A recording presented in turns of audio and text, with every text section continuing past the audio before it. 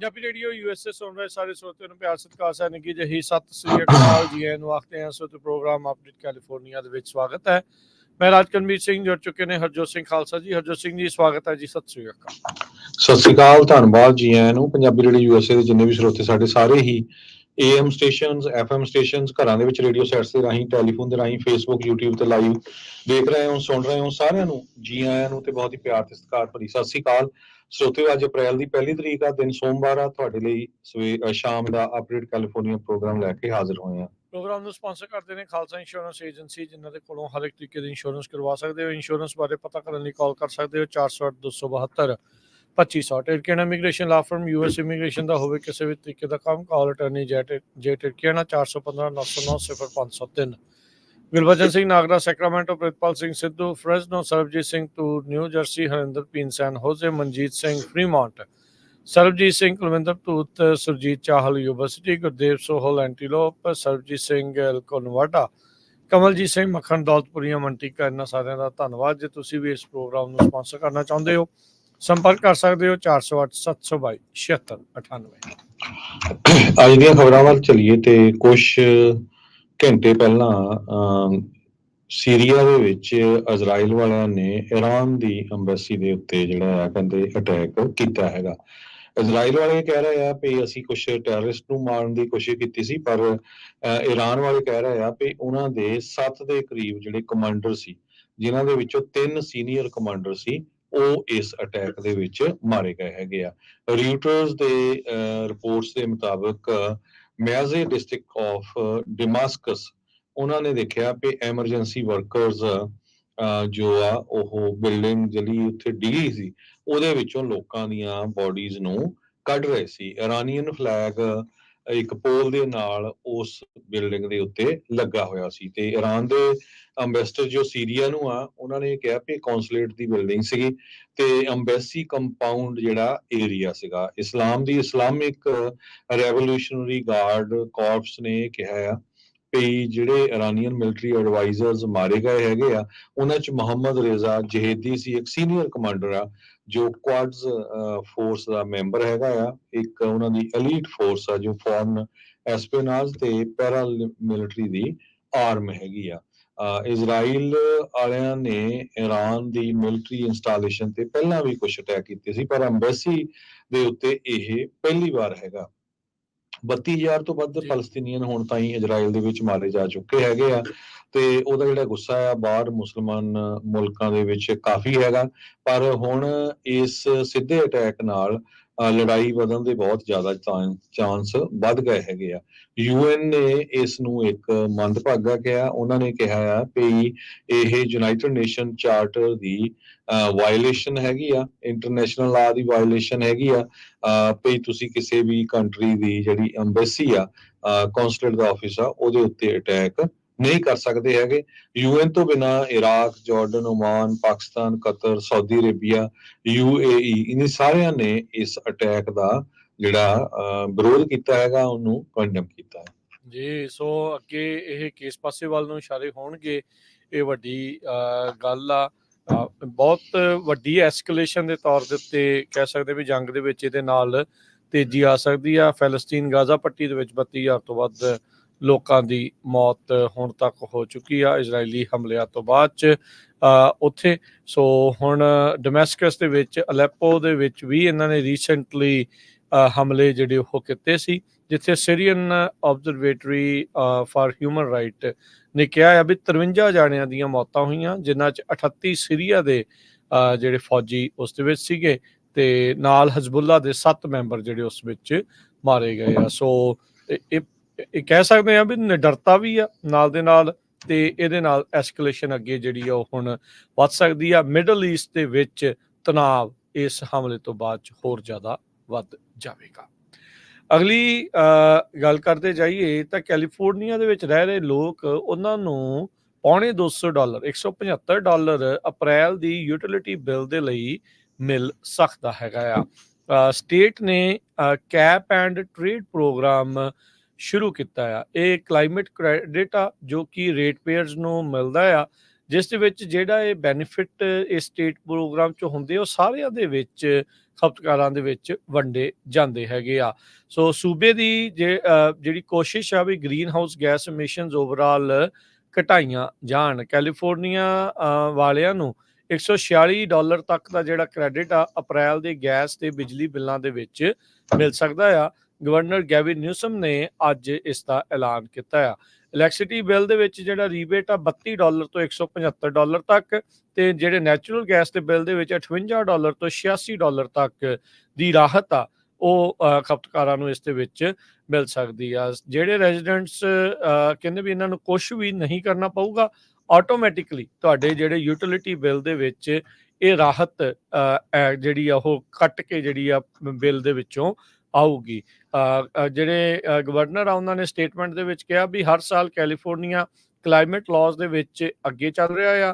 ਕਹਿੰਦੇ ਵੀ ਅਸੀਂ ਜਿਹੜਾ ਰੀਅਲ ਕਲਾਈਮੇਟ ਐਕਸ਼ਨ ਇਸ ਦੇ ਵਿੱਚ ਕਰ ਰਹੇ ਆ, ਤੇ ਜੋ ਉਸ ਦੇ ਵਿੱਚ ਬਚਤ ਹੋ ਰਹੀ ਆ ਉਹ ਅਸੀਂ ਤੁਹਾਡੇ ਯੂਟਿਲਿਟੀ ਬਿਲਸ ਦੇ ਵਿੱਚ ਵਾਪਸ ਘੱਲ ਰਹੇ ਹੈਗੇ ਆ। ਸੋ ਕਹਿੰਦੇ ਵੀ ਇਸ ਰਿਲੀਫ ਦੇ ਨਾਲ ਮਿਲੀਅਨਸ ਆਫ ਕੈਲੀਫੋਰਨੀਆ ਦੀਆਂ ਫੈਮਿਲੀਜ਼ ਨੂੰ ਮਦਦ ਮਿਲੇਗੀ। ਕਲਾਈਮੇਟ ਕ੍ਰੈਡਿਟ ਅਕਸਰ ਆਪਾਂ ਵੀ ਦੇਖਦੇ ਹੋਵਾਂਗੇ, ਜਿਹੜੇ ਵੀ ਆਪੋ ਆਪਣੇ ਬਿੱਲ ਦੇਖਦੇ ਉਹਦੇ ਵਿੱਚ ਕਦੀ ਇਸ ਤਰੀਕੇ ਦੇ ਨਾਲ ਬਿਜਲੀ ਦੇ ਬਿੱਲਾਂ ਦੇ ਵਿੱਚ ਕਟੌਤੀ ਦੇ ਤੌਰ ਦੇ ਉੱਤੇ ਦੇਖਿਆ ਜਾਂਦਾ ਆ। ਕਹਿੰਦੇ PG&E ਦੇ customer, Southern California Edison, San Diego Gas and Electric, Southern California Gas Company, Bear Valley, Liberty, PacifiCorp ਤੇ ਸਾਊਥ ਵੈਸਟ ਗੈਸ ਦੇ ਖਪਤਕਾਰਾਂ ਨੂੰ ਇਹ ਰਾਹਤ ਮਿਲੇਗੀ। ਅਗਲੀ ਖਬਰ ਵੱਲ ਚਲੀਏ ਤੇ ਓਕਲੈਂਡ ਦਾ ਜੋ 에ਅਰਪੋਰਟ ਆ, ਓਕਲੈਂਡ ਇੰਟਰਨੈਸ਼ਨਲ 에ਅਰਪੋਰਟ, ਉਸ ਦਾ ਨਾਮ ਚੇਂਜ ਕਰਨ ਦੇ ਲਈ ਗੱਲਬਾਤ ਚੱਲ ਰਹੀ ਆ। ਹੁਣ ਕਹਿੰਦੇ ਵੀ ਉਸ ਦਾ ਨਾਮ ਸੈਨ ਫਰਾਂਸਿਸਕੋ ਬੇ ਓਕਲੈਂਡ ਰੱਖਣ ਜਾ ਰਹੇ ਆ, ਪਰ ਜਿਹਨੂੰ ਲੈ ਕੇ ਜੋ ਸੈਨ ਫਰਾਂਸਿਸਕੋ ਪੋਰਟ ਦੀ ਅਥਾਰਟੀ ਆ, ਉਹ ਕਹਿੰਦੇ ਵੀ ਨਹੀਂ, ਇਹ ਨਹੀਂ, ਇਹਦੇ ਨਾਲ ਲੋਕਾਂ ਨੂੰ ਕਨਫਿਊਜ਼ਨ ਬਹੁਤ ਹੋਊਗਾ। ਸੋ ਸੈਨ ਫਰਾਂਸਿਸਕੋ ਇੰਟਰਨੈਸ਼ਨਲ 에ਅਰਪੋਰਟ ਤੇ ਦੂਸਰਾ ਹੁਣ ਬਣ ਜਾਊਗਾ ਸੈਨ ਫਰਾਂਸਿਸਕੋ ਬੇ 에ਅਰਪੋਰਟ ਓਕਲੈਂਡ। ਸੋ ਇਹਦੇ ਕਰਕੇ ਦੋਨਾਂ ਦੇ ਵਿੱਚ ਜਿਹੜੀ ਲੜਾਈ ਆ ਉਹ ਹੋ ਸਕਦੀ ਆ।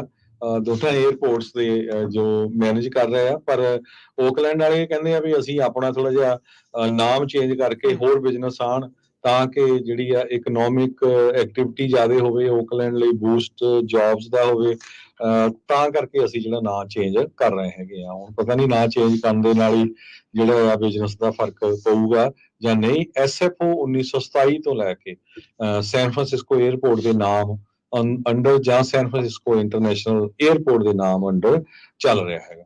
ਪੋਰਟ ਆਫ ਓਕਲੈਂਡ ਰਨ ਕਰਦਾ ਆ ਓਕਲੈਂਡ ਦੇ 에ਅਰਪੋਰਟ ਨੂੰ, ਤੇ ਕਹਿੰਦੇ ਵੀ ਰੀਜਨ ਦੀ ਲੋਕੇਸ਼ਨ ਨੂੰ ਬੈਟਰ ਢੰਗ ਦੇ ਨਾਲ ਰਿਫਲੈਕਟ ਕਰਨ ਦੇ ਲਈ ਅਸੀਂ ਸੈਨ ਫਰਾਂਸਿਸਕੋ ਆਪਣੇ ਨਾਮ ਦੇ ਵਿੱਚ ਐਡ ਕਰਨਾ ਚਾਹੁੰਦੇ ਆ। ਭਾਈ ਨਾਮ ਚੇਂਜ ਕਰਨ ਦੇ ਨਾਲ ਓਕਲੈਂਡ ਦੇ 에ਅਰਪੋਰਟ ਦੇ ਵਿੱਚ ਜਾਂ ਉਸ ਸ਼ਹਿਰ ਦੇ ਵਿੱਚ ਵਾਧਾ ਨਹੀਂ ਹੋਣਾ।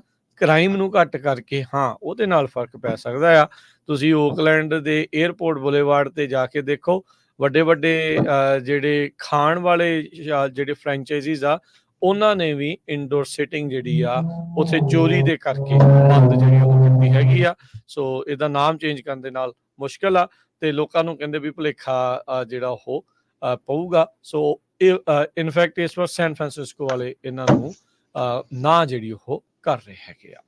ਅਗਲੀ ਗੱਲ ਕਰਦੇ ਜੇ ਕੈਲੀਫੋਰਨੀਆ ਦੇ ਇੱਕ ਪਲੇਨ ਕ੍ਰੈਸ਼ ਹੋਇਆ, ਜਿਸ ਦੀ ਜਾਂਚ ਹੁਣ NTSB ਤੇ FAA ਵਾਲੇ ਕਰ ਰਹੇ ਆ। ਇਸ ਦੇ ਵਿੱਚ ਇਜ਼ਰਾਈਲੀ ਟੈਕ ਐਂਟਰਪ੍ਰੈਨਿਓਰਸ ਉਹਨਾਂ ਦੀ ਮੌਤ ਹੋਈ ਦੱਸੀ ਜਾਂਦੀ ਆ। ਇਨਵੈਸਟਰਸ ਨਾਓਮੀ ਪੈਟਰੁਸ਼ਕਾ ਤੇ ਲਿਰੋਨ ਪੈਟਰੁਸ਼ਕਾ, ਜੋ ਕਿ ਸਾਬਕਾ ਸੌਕਰ ਪਲੇਅਰ ਵੀ ਆ, ਉਹਨਾਂ ਦੀ ਇਸ ਦੇ ਵਿੱਚ ਮੌਤ ਹੋਈ ਆ। ਕੈਲੀਫੋਰਨੀਆ ਦੇ ਸ਼ਹਿਰ ਨਵਾਡਾ ਬਾਰਡਰ ਦੇ ਨਜ਼ਦੀਕ ਇੱਥੇ ਇਹ ਦੁਰਘਟਨਾ ਵਾਪਰੀ ਹੈਗੀ ਆ। ਸੈਂਟੀਨੀਅਲ 에ਅਰਪੋਰਟ ਡੈਨਵਰ ਕੋਲੋਰਾਡੋ ਤੋਂ ਇਹ ਜਹਾਜ਼ ਉੱਡਿਆ ਸੀ ਫਲਾਈਟਵੇਅਰ ਦੇ ਮੁਤਾਬਕ।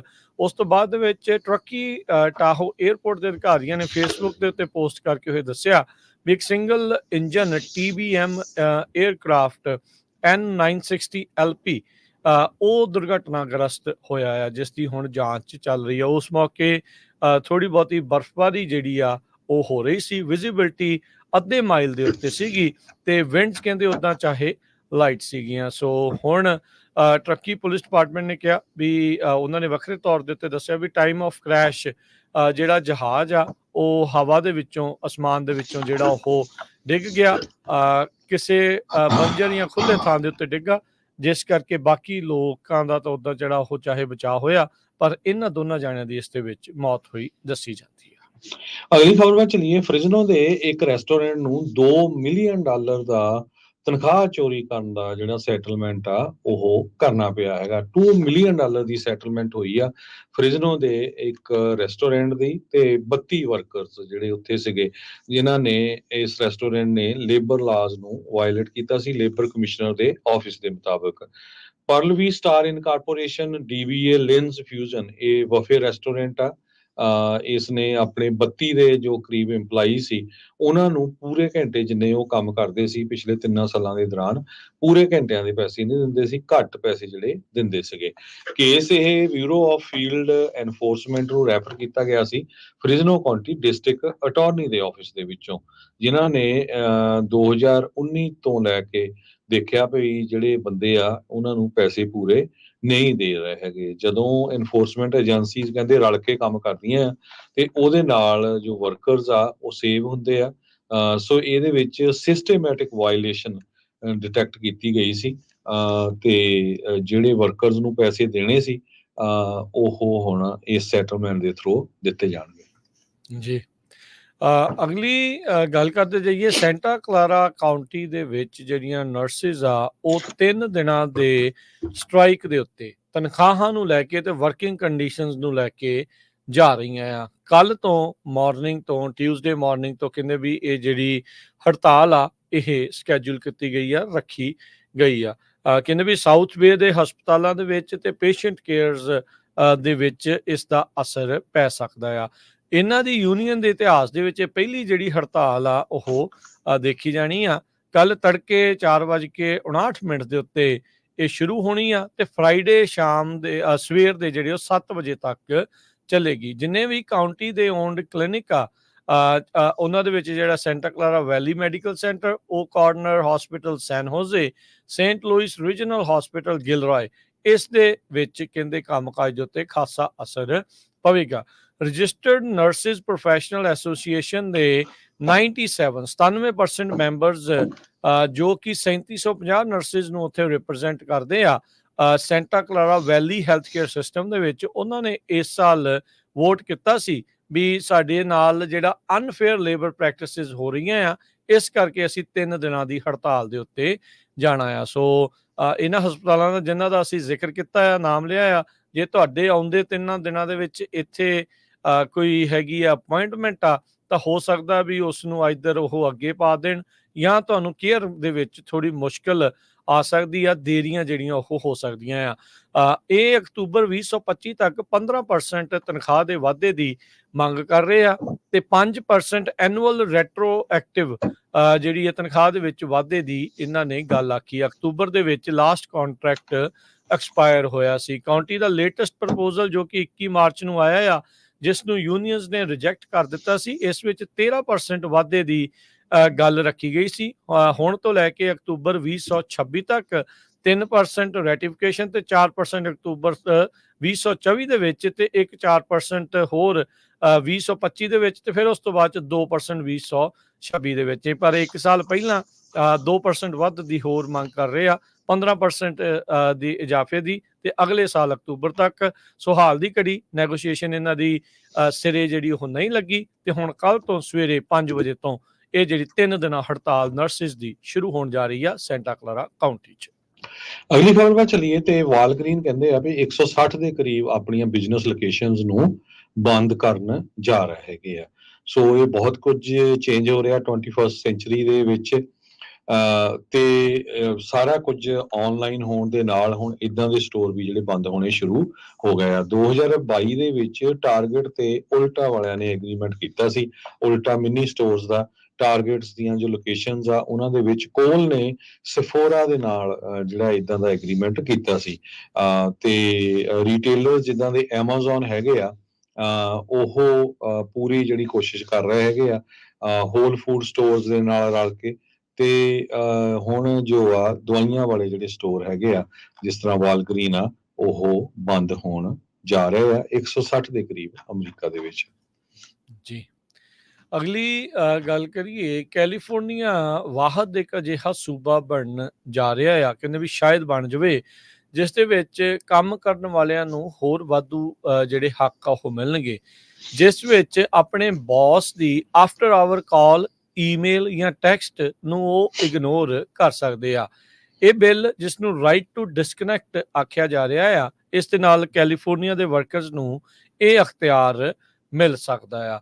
ਬਹੁਤ ਵਾਰੀ ਜਿਹੜੇ ਕੰਮ ਆ ਉਹ ਸ਼ਿਕਾਇਤ ਜਿਹੜੇ ਉਹ ਕਰਦੇ ਆ ਵੀ ਅਸੀਂ ਜਦੋਂ ਛੁੱਟੀ ਤੇ ਵੀ ਹੋਈਏ ਜਾਂ ਜਦੋਂ ਸਾਡਾ ਆਵਰਸ ਡਨ ਹੋ ਗਏ ਹੋਣ ਤਾਂ ਵੀ ਸਾਡੇ ਬੌਸ ਦੀ ਕਾਲ ਆ ਜਾਂਦੀ ਆ ਤੇ ਨਾਲ ਦੇ ਨਾਲ ਹੀ ਕੰਮ ਜਿਹੜਾ ਉਹ ਕਰਨਾ ਪੈਂਦਾ ਆ। ਸੋ ਹੁਣ ਅਸੈਂਬਲੀਮੈਨ ਮੈਟ ਹੇਨੀ ਸੈਨ ਫਰਾਂਸਿਸਕੋ ਤੋਂ ਡੈਮੋਕ੍ਰੇਟ ਪਾਰਟੀ ਵੱਲੋਂ ਇਹਨਾਂ ਨੇ ਇੱਕ ਜਿਹੜਾ ਬਿੱਲ ਆ ਉਹ ਅਨਾਉਂਸ ਕੀਤਾ ਆ, AB 2751 2751, ਜਿਸ ਦੇ ਨਾਲ ਉਹ ਕਹਿੰਦੇ ਆ ਵੀ ਇਹ ਜਿਹੜੇ ਸਮਾਰਟਫੋਨਸ ਆ ਜਿਨ੍ਹਾਂ ਨੇ ਬਲਰ ਕਰ ਦਿੱਤੀਆਂ ਬਾਉਂਡਰੀਜ਼ ਘਰ ਦੀਆਂ ਤੇ ਕੰਮ ਦੀਆਂ, ਉਸ ਨੂੰ ਜਿਹੜਾ ਅਸੀਂ ਹੱਕ ਦੇਵਾਂਗੇ ਇੰਪਲੋਈਜ਼ ਨੂੰ ਰਾਈਟ ਟੂ ਡਿਸਕਨੈਕਟ।